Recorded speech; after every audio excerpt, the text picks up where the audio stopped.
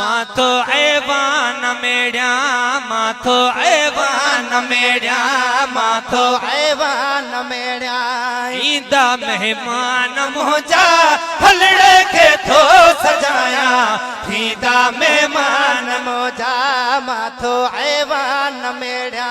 माथो ऐवान मेड़िया ईदा मेहमान मुझा हलड़े के थो सजाया थींदा मेहमान मुझा माथो ऐवान मेड़िया ईदा अजीब मुझा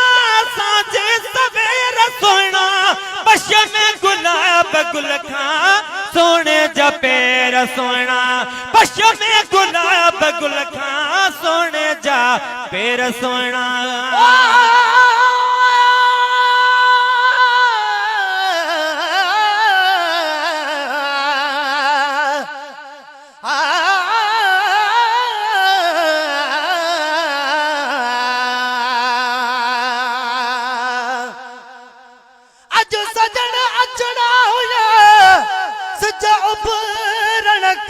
अग में ये प्यो समझा मरी वरी जिया थो जग में गुलाम नबी मिसकीन जो हुयो थी तू बई दग में जे अची न सघा अग में मता पिर फुटिया खां पोचने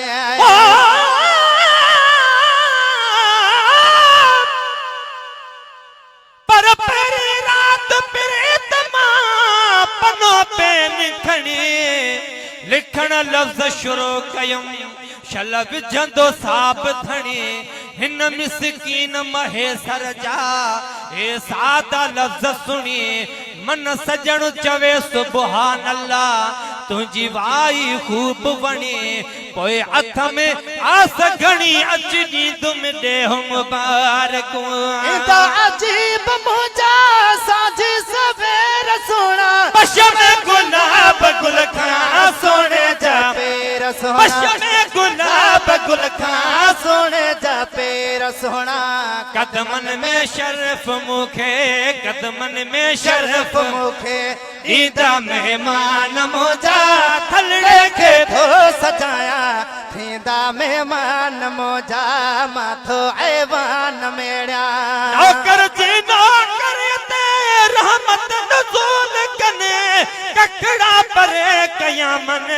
खिदमत कबूल कने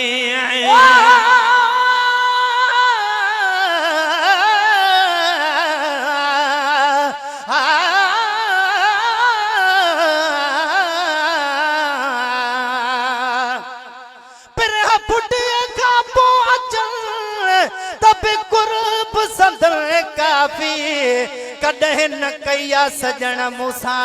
वायदे खिलाफी ईंदा पक न ईंदा चवण आहे नाहक न इंसाफ़ी अची महे सर माफ़ी मूंखे ॾींदा हर हिकु ॾोह जी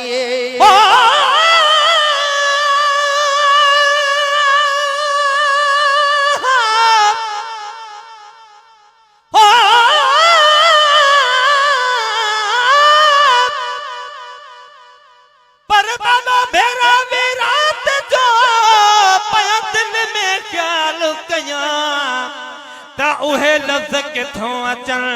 जेके इस्तेमाल कया हू आका ऐं बेअकुल हुते कहिड़ी ॻाल्हि कया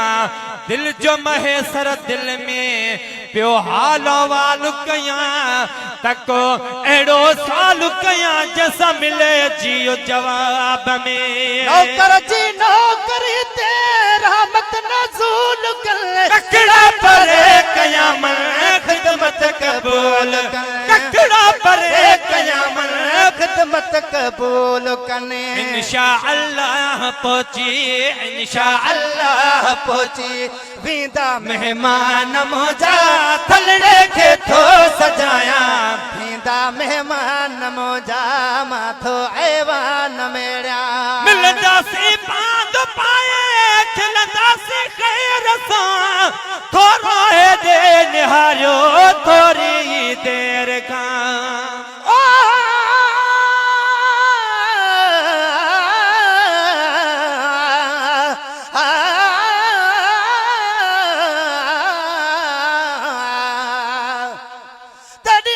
औलाद तू कुर्बान थिवा